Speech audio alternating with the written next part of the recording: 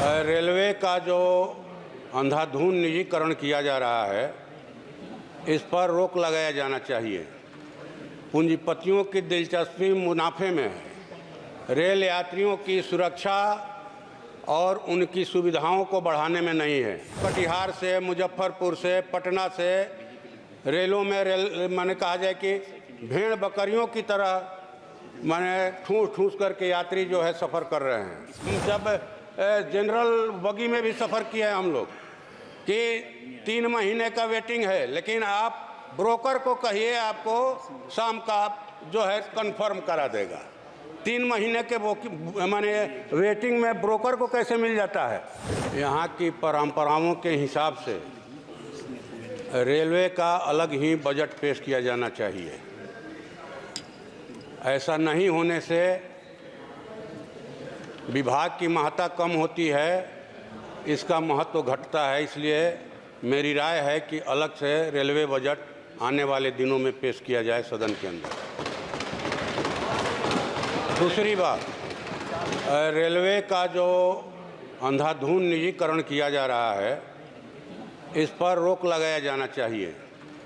पूंजीपतियों की दिलचस्पी मुनाफे में है, रेल यात्रियों की सुरक्षा और उनकी सुविधाओं को बढ़ाने में नहीं है। महोदय, हम लोग पिछले दिनों से देख रहे हैं कि जो जनरल बोगियां हैं उनको कम किया जा रहा है। जनरल बोगियां 12-12 की तादाद में होती थी, लेकिन उनको कम किया जा रहा है।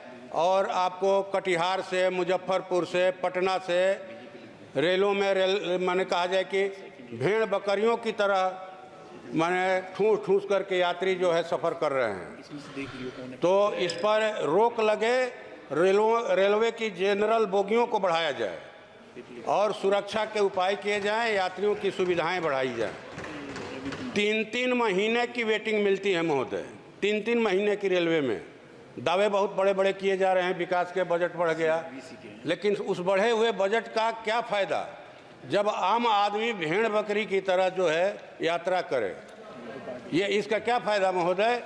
इसलिए हम तो कहते हैं कि हम लोग तो देखे हैं, हम जब जनरल बगी में भी सफ़र किया है हम लोग कि 3 महीने का वेटिंग है, लेकिन आप ब्रोकर को कहिए आपको शाम का जो है कंफर्म करा देगा। 3 महीने के माने वेटिंग में ब्रोकर को कैसे मिल जाता है?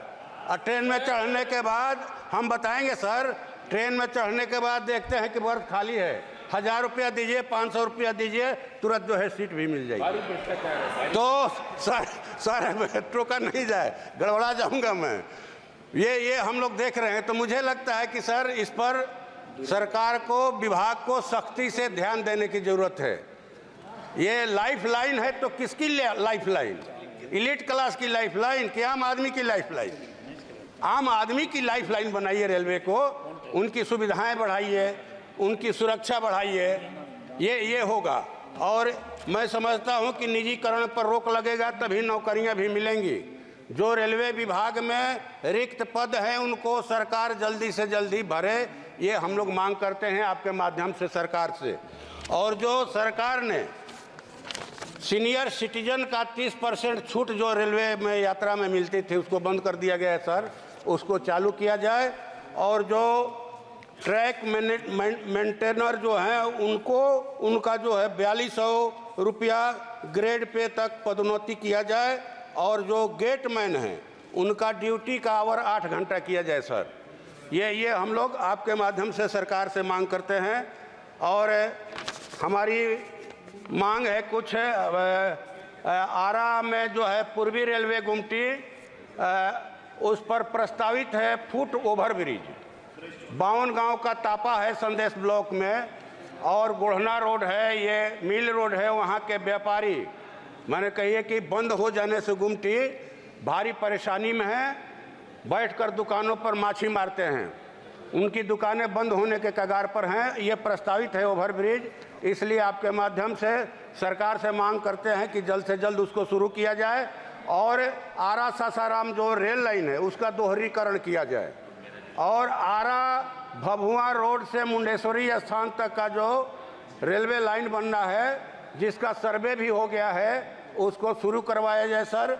और राजधानी एक्सप्रेस का स्टॉपेज नहीं हम लोग के यहाँ, उसका स्टॉपेज दिया जाए। और अंत में बात ये कहेंगे सर कि जो कोरोना काल में ट्रेनें बंद कर दी गई हैं उनको शुरू किया जाए, या जिन स्टेशनों पर कुछ ट्रेनों का ठहराव बंद हो गया है उसको फिर से चालू किया जाए।